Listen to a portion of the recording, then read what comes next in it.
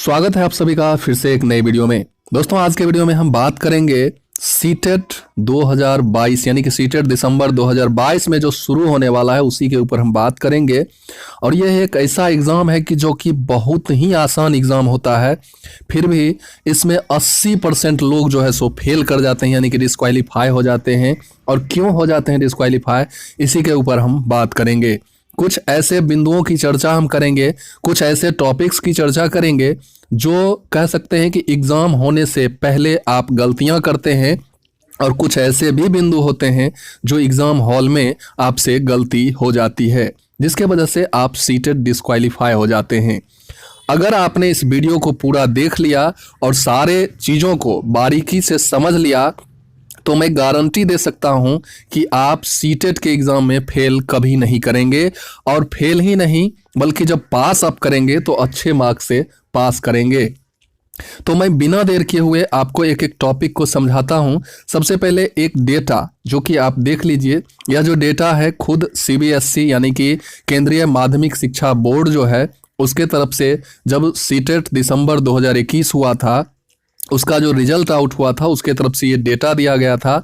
इस डेटा को अगर आप समझिएगा तो यहाँ आपको स्पष्ट रूप से दिख रहा होगा कि पेपर 1 और पेपर 2 के लिए फॉर्म यानी कि एप्लीकेशन अप्लाई करने वालों का जो संख्या था यानी कि रजिस्ट्रेशन जिनका यानी कि सबमिट फॉर्म कर चुके थे फाइनल रूप से, उनकी संख्या थी लगभग कह सकते हैं कि पेपर 1 के लिए 19 लाख और पेपर 2 के लिए 16.5 लाख के करीब, यानी आप देख सकते हैं कि 18,92,000 पेपर 1 में अप्लाई किए थे और 16,62,000 समथिंग आपको दिख रहा होगा जो पेपर 2 के लिए अप्लाई किया गया था। लेकिन इसमें बहुत सारे कुछ ऐसे भी कैंडिडेट होते हैं जो अप्लाई कर देते हैं और परीक्षा में अपीयर नहीं होते हैं, चाहे कारण जो भी हो, चाहे एग्ज़ाम सेंटर का कारण हो, चाहे जो भी कारण हो, उनकी तैयारी अच्छी नहीं होती है जिसके वजह से वो एग्ज़ाम में नहीं बैठते हैं।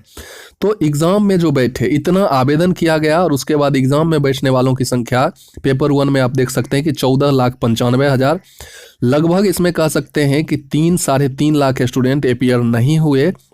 और वही डेटा जो है वही आंकड़ा रह जाता है पेपर 2 में भी, और पेपर 2 में आप देख सकते हैं कि 12,78,000 स्टूडेंट अपीयर होते हैं परीक्षा देने के लिए।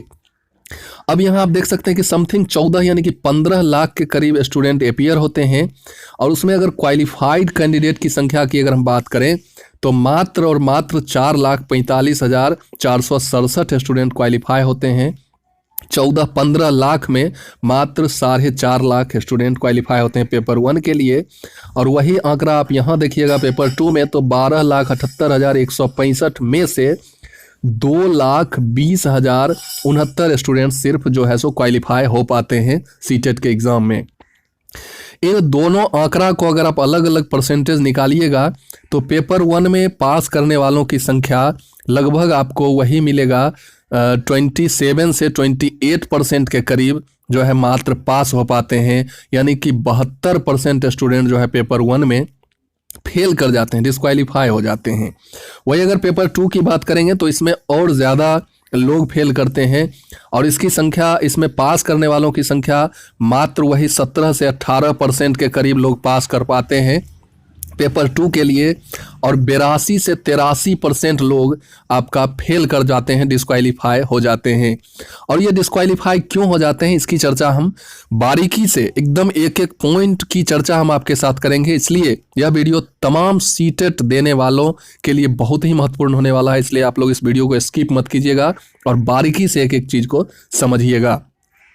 तो ये आंकड़ा मैंने आपको दिखाया और इसका एवरेज, अगर दोनों पेपर का एवरेज निकाल लिया जाए तो लगभग आप कह सकते हैं कि 80% स्टूडेंट जो है सो डिस्क्वालीफाई हो जाते हैं सीटेट में। और क्यों फेल हो जाते हैं, जबकि एग्ज़ाम का लेवल जो होता है बहुत ही इजी होता है।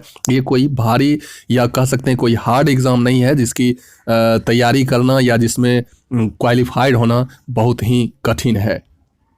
तो आइए हम शुरू करते हैं अपने टॉपिक की तरफ, हम आपको लिए चलते हैं।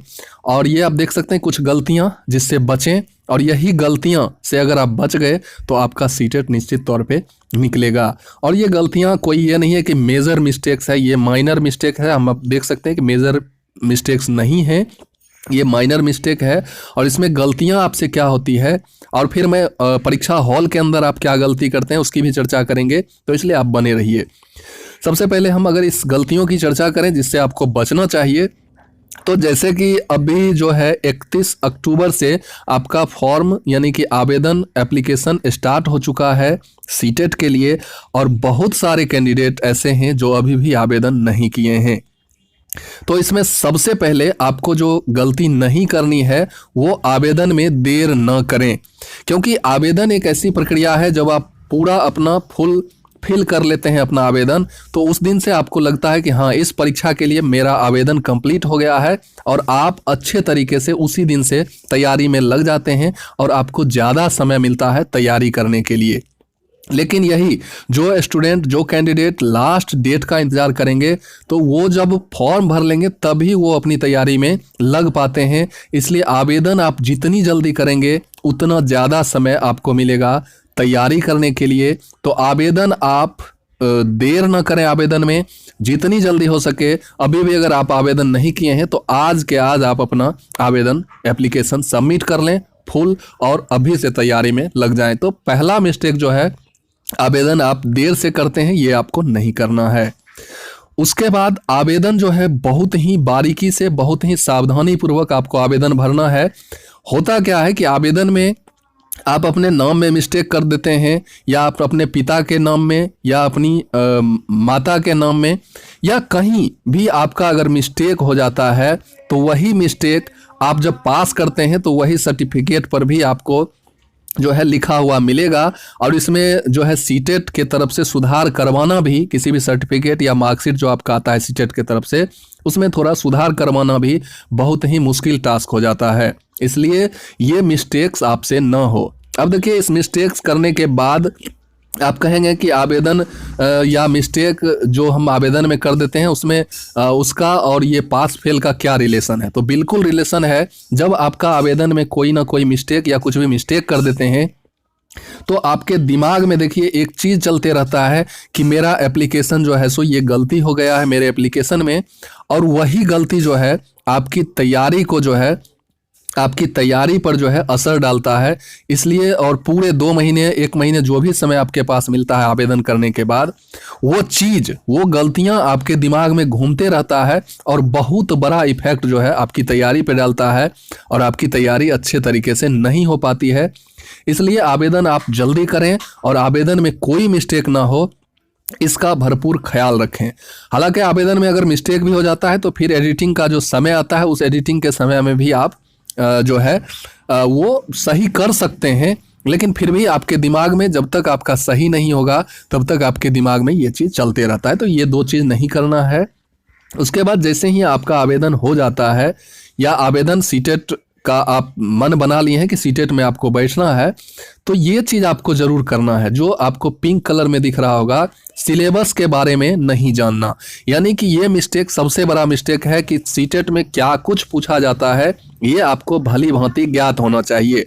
यानी कि सीटेट का क्या सिलेबस है, जो 5 जो कह सकते हैं कि 5 पार्ट में, यानी कि 5 पार्ट्स में जो क्वेश्चंस आते हैं, चाहे वो आपका सीडीपी हो, पेपर 1 की अगर बात करें तो सीडीपी हो, मैथ्स हो, ईवीएस हो, और लैंग्वेज 1 और लैंग्वेज 2, जो ये 5 पार्ट्स हैं, उन 5 पार्ट्स में क्या क्या पूछा जाता है ये आपको भली भांति जानकारी होनी चाहिए। और जब इस चीज़ की जानकारी आप भली भांति कर लेते हैं, इसके ऊपर भी मैं आपको वीडियो बना के प्रोवाइड करवा दूंगा कि इसका क्या सिलेबस है, क्या क्या क्या कुछ पूछा जाता है। तो आप ज़रूर चैनल को सब्सक्राइब कर लीजिएगा, और इसी से रिलेटेड आपको हर एक चीज़ मिलते रहेगा सीटेट से रिलेटेड। तो निश्चित तौर पे आप इसे अपने दोस्तों के बीच भी शेयर कीजिएगा इस वीडियो को, क्योंकि बहुत ही महत्वपूर्ण वीडियो है। क्योंकि मैंने भी लगातार 3 टाइम्स सीटेट क्वालिफाई किया है, और वो भी अच्छे मार्क्स से। इसलिए मैं आपको अपना अनुभव जो है, मैंने कैसे गेन किया अच्छा मार्क्स, वही चीज़ मैं आपके बीच शेयर कर रहा हूँ। जब सिलेबस की जानकारी आपको हो जाती है, अगर आप देखिए, आप अगर पढ़ना चाहते हैं तो, और फिर अगर आप चाहते हैं कि शॉर्टकट में भी मैं अगर अपने सीटेट को क्वालिफाई करूं और अच्छे मार्क्स याद करूं, तो उसका भी मैं तरीका आपको बताऊंगा।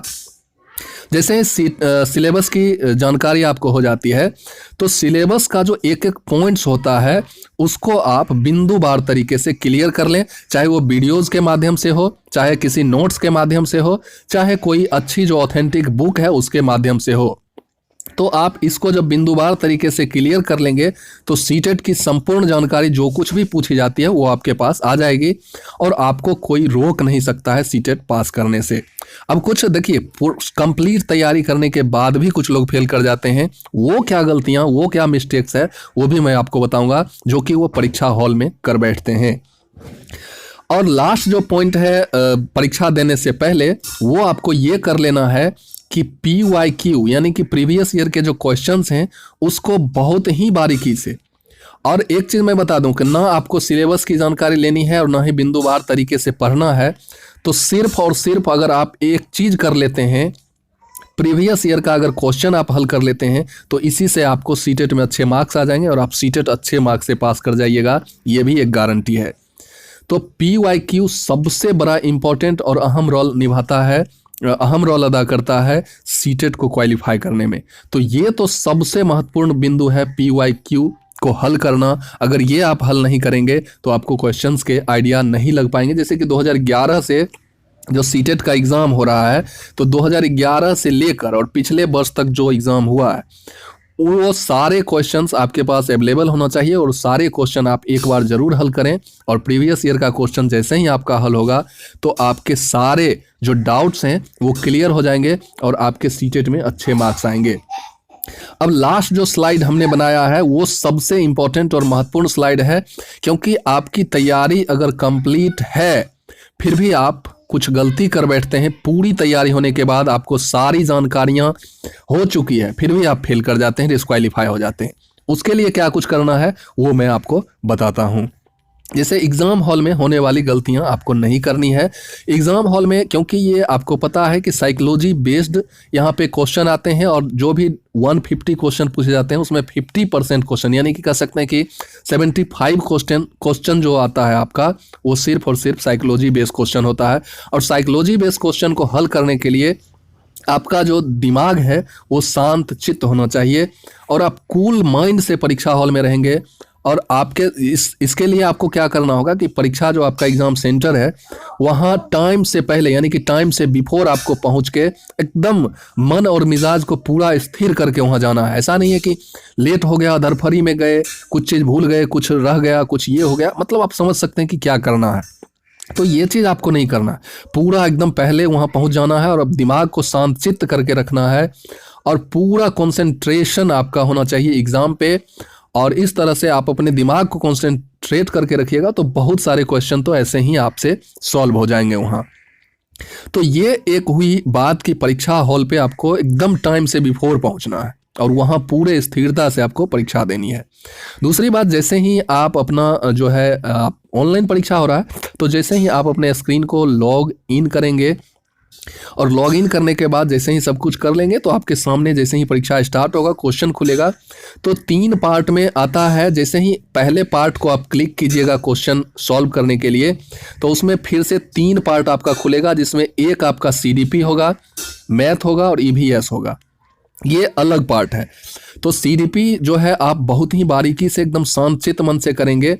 और जहाँ भी देखिए CDP यानी कि पेडागोजी, और यही पेडागोजी आपको हर एक सेक्शंस में जो भी सेक्शन आप करेंगे उसमें 50% आपको पेडागोजी मिलेगा और 50% आपको कंटेंट मिलेगा। तो इस 50% जो पेडागोजी से क्वेश्चन आते हैं उसको आपको बहुत ही बारीकी और संचित दिमाग से करना होगा। तो जैसे ही पार्ट 1 खोलते हैं आप तो इसको आप बारीकी से करेंगे और CDP करेंगे, मैथ करेंगे, EVS करेंगे। अगर आपको ये तीनों सेक्शन नहीं करने हैं तो आप डायरेक्ट पार्ट 2 पे जा सकते हैं, पार्ट 3 पे जा सकते हैं, इसके लिए कोई दिक्कत नहीं। वहाँ कर्सर ले जाके क्लिक करेंगे और आपका पार्ट 2, पार्ट 3 इस तरह से जो भी आप पहले करना चाहते हैं वो खुल जाएगा। या आप अगर सीक्वेंस में करना चाहते हैं तो आप बारीकी से पार्ट 1 पहले कर लेंगे, फिर पार्ट 2 करेंगे, पार्ट 3 करेंगे। इसमें गलतियां क्या होती है वो मैं आपको बताता हूं।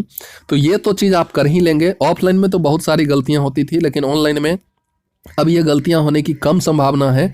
तो पार्ट 1 जैसे ही आप करेंगे तो पार्ट 2 आपका खुलेगा, या आप पहले भी खोलना चाहते हैं तो खोल सकते हैं, ठीक है। अब इसमें क्या होता है कि लैंग्वेज 1 में अगर आपने हिंदी लिया है या लैंग्वेज वन में आपने इंग्लिश लिया है या संस्कृत लिया है, जो भी लैंग्वेज वन में लिया है उसी को आप करें। और ऐसा होता है कि लैंग्वेज वन में आपने हिंदी ले लिया, लैंग्वेज टू आपका इंग्लिश है, तो गलतियां यहाँ हो सकती है कि आप जैसे ही पार्ट टू खोलेंगे तो पार्ट टू लैंग्वेज वन के लिए है और लैंग्वेज वन में आपने हिंदी लिया है, तो हो सकता है कि आपसे कहीं इंग्लिश ना हो जाए। अगर आप इंग्लिश कर देंगे तो आपको मार्क्स आएंगे 0 और आपके सारे मार्क्स कट जाएंगे। ये गलतियां हो सकती है। और पार्ट टू में जाने के बाद फिर लैंग्वेज टू जो आप लिए हैं, चूज किए हैं एप्लीकेशन करते समय, वही आप करेंगे। तो ये कुछ छोटे छोटे मिस्टेक्स हैं जो आप ना करें और बारीकी से ध्यान दें। आपको लग रहा होगा कि ये गलतियां तो हम नहीं करेंगे, लेकिन ये गलतियां हो जाती है स्टूडेंट से, क्योंकि हमारे साथ भी बहुत सारे ऐसे स्टूडेंट जुड़े हुए हैं जो अपना अनुभव जब शेयर करते हैं हमारे साथ, तो उनसे ऐसी गलतियां हुई है और वो डायरेक्ट फेल कर गए हैं। तो ये गलतियां आप नहीं करेंगे। आई होप कि यह वीडियो आपको अच्छा लगा होगा और यह वीडियो अपने दोस्तों के भी जरूर शेयर कीजिएगा जो सीटेट की तैयारी कर रहे हैं और सीटेट का एग्ज़ाम देना चाह रहे हैं, ताकि उन्हें भी इस वीडियो का लाभ मिल सके।